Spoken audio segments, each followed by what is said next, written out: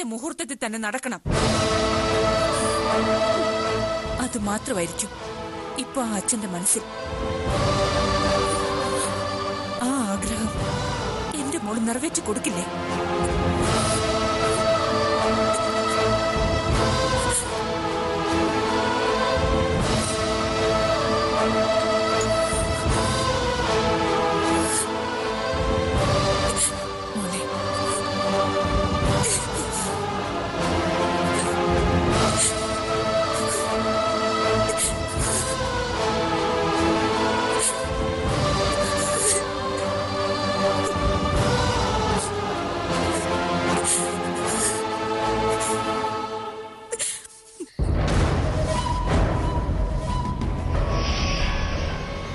ഇനി 2 ദിവസം, 2 ദിവസം മാത്രം.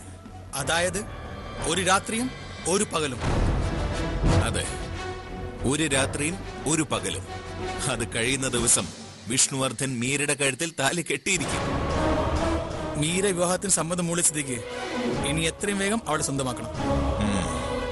വർമ്മ വരാതെ വിവാഹം നടക്കില്ല എന്ന് കരുതിയിരുന്നവർക്ക് തെറ്റി. എന്തിന്? താൻ ചെല്ലാതെ തന്റെ മകൾ വിവാഹത്തിന് സമ്മതിക്കില്ലെന്ന് സമാധാനിച്ചിരുന്ന വർമ്മയ്ക്ക് പോലും തെറ്റിയില്ലേ ഭായി? നമ്മളത് തെറ്റിച്ചു. എന്താ വേണ്ടതെന്ന് സാറങ്ങ് പറഞ്ഞാ മതി. എന്തൊക്കെ തടസ്സങ്ങൾ ഉണ്ടായാലും മീരയും വിഷ്ണുവർദ്ധനും തമ്മിലുള്ള വിവാഹം നടക്കുമെന്ന് ഉറപ്പായ സ്ഥിതിക്ക് ഓറഞ്ചും പാറവും ഇനി അടങ്ങിയിരിക്കില്ല. വിവാഹം നടക്കുന്നത് തമിഴ്നാട്ടിലെ കുമാരപുരത്തുള്ള റിസോർട്ടിലാണെന്ന് അവർക്ക് ഇതുവരെ അറിയാൻ കഴിഞ്ഞിട്ടില്ലല്ലോ ഭായി. അറിഞ്ഞാലും ഇല്ലെങ്കിലും അവരവിടെ എത്തുമെന്ന് തന്നെ വേണം നമ്മൾ കരുതാൻ. സാർ ഒന്നുകൊണ്ടും വിഷമിക്കണ്ട. ഞങ്ങൾ അറിയാതെ ഒരു ഈച്ച പോലും റിസോർട്ടിനുള്ളിൽ കടക്കില്ല. വിവാഹം മുടക്കാൻ അവരേത് തരം താഴ്ന്ന കളിയും കളിക്കും. മീര അവരെ കണ്ടു കഴിഞ്ഞാ പിന്നെ കാര്യങ്ങളെല്ലാം തല കീഴായി മറിയും. കൂട്ടുകാരികൾ തമ്മിൽ കാണരുത്. ഒരു വിധേനയും നമ്മളതിന് സമ്മതിക്കരുത്.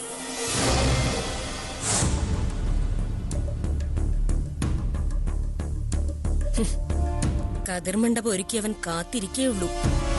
മീരയുടെ കഴുത്തിൽ അവൻ താലി കെട്ടില്ല. വർമ്മ സാറ് വീട്ടിൽ തിരിച്ചെത്താതെ മീര വിവാഹത്തിന് സമ്മതിക്കില്ലെന്ന് പറഞ്ഞിട്ടിപ്പോ എന്തായി? എല്ലാത്തിനു പിന്നിലും അവൻ എന്തോ കളി കളിച്ചിട്ടുണ്ടെന്ന് വേണം മനസ്സിലാക്കാൻ.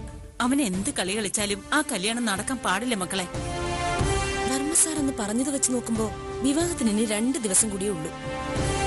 അതെ, നിശ്ചയിച്ചിരുന്ന വിവാഹ മണ്ഡപവും സമൂഹ വിവാഹങ്ങളും എല്ലാം മാറ്റിവെച്ച് കുറച്ചാളുകളെ മാത്രം വിളിച്ചൊരു താലികെട്ട്, അതും കേരളത്തിന് പുറത്തുള്ള നന്ദനം റിസോർട്ടിൽ വെച്ച്. സ്ഥലവും തീയതിയും വർമ്മ സാർ പറഞ്ഞ സ്ഥിതിക്ക് ഇനി എങ്ങനെയെങ്കിലും കല്യാണ സ്ഥലത്ത് കയറി പറ്റണം. എങ്ങനെ അവിടെ കയറി പറ്റും മക്കളെ? അവൻ എന്തായാലും നമ്മൾ അവിടെ പ്രതീക്ഷിക്കും. അതുണ്ടാവും. പ്രതീക്ഷിക്കുക മാത്രമല്ല, ചുറ്റും അവന്റെ ആൾക്കാരെ കാവല് നിർത്തുകയും ചെയ്യും. അറിയാം, വർമ്മ സാറിനെ തന്റെ രഹസ്യ സങ്കേതത്തിൽ അടക്കി പാർപ്പിച്ച് മീരെ സ്വന്തമാക്കാനുള്ള അവന്റെ ശ്രമം അത് തടഞ്ഞേ പറ്റൂ. മീരെ കാണാൻ കഴിഞ്ഞാൽ മാത്രം മതി. പിന്നെ എന്തു വേണമെന്ന് എനിക്കറിയാം. അതിന് നമുക്ക് ആ റിസോർട്ടിന്റെ അടുത്ത് പോലും എത്താൻ കഴിയുമെന്ന് എനിക്ക് തോന്നുന്നില്ല. കഴിയണം ത്രസിയെടുത്തി.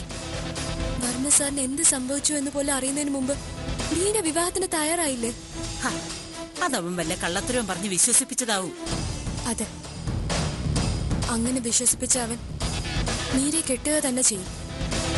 അതിനുവേണ്ടി അവൻ വിവാഹം നടക്കുന്ന ആ റിസോർട്ടിന് ചുറ്റും ഒരു ചാര വലയം തന്നെ തീർത്തിട്ടുണ്ടാവും. അവൻ എന്തു വലയം തന്നെ തീർത്താലും നമ്മൾ അതിനകത്ത് കടക്കും. നമുക്ക് നമ്മുടെ മീരെ രക്ഷിച്ചല്ലേ പറ്റൂ. പക്ഷെ എങ്ങനെ അതിനകത്ത് കടക്കും ഓറഞ്ച്? വഴിയുണ്ട്. എന്ത് വഴി? വിവാഹ സദ്യ ഒരുക്കുന്നത് വെസ്റ്റ് ഹിൽ എന്നൊരു കാറ്ററിംഗ് സർവീസ് ആണെന്ന് വർമ്മ സാർ പറഞ്ഞിരുന്നില്ലേ? അതിന് നമുക്ക് ആ കാറ്ററിംഗ് സർവീസിന്റെ ഹെഡിനെ ഒന്ന് കാണണം. അതുകൊണ്ട് എന്താ കാര്യം? കാര്യം ഉണ്ടാക്കണം. ആ കാറ്ററിംഗ് സർവീസിൽ ഒരു ജോലി ശരിയാക്കണം. കേറ്ററിംഗ് സർവീസിൽ ജോലിയോ? അത് നടക്കണം.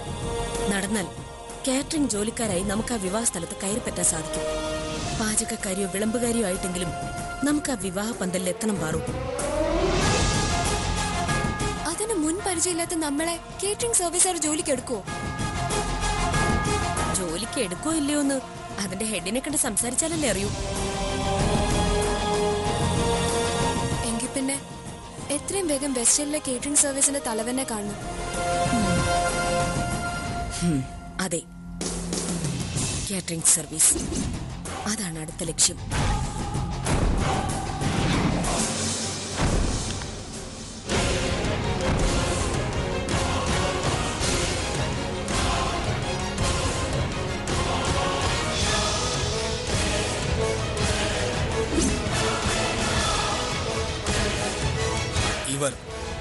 ഇവരെ ശരിക്കും നോട്ട് ചെയ്തോളണം. ഇത് പാറു, ഇത് ഓറഞ്ച്. ഏത് വേഷത്തിലാണ് അവർ അകത്ത് കിടക്കണേന്ന് പറയാൻ പറ്റില്ല. ഒരു വേഷത്തിലും കിടക്കില്ല. റിസോർട്ടിലൊന്നുമില്ല. വിവാഹം നടക്കുന്നതിന്റെ 4 അയൽപക്കത്ത് പോലും അവർ വരില്ല. അക്കാര്യം ഞങ്ങൾ ഏറ്റു. താലി കെട്ടി കഴിയുന്നവരേ ഉള്ളൂ. അത് കഴിഞ്ഞ മീര പിന്നെ എന്റെ പെണ്ണ. ആ വിവാഹത്തിനുള്ള തയ്യാറെടുപ്പ് നടത്തിക്കോളൂ. ബാക്കി കാര്യം ഞങ്ങൾ നോക്കിക്കോളാം. റിസോർട്ടിനകത്തും പുറത്തും ഞങ്ങൾ ഉണ്ടാവും സർ. മീരയ്ക്ക് ചുറ്റും എപ്പോഴും എന്റെ ശ്രദ്ധയുണ്ടാവും.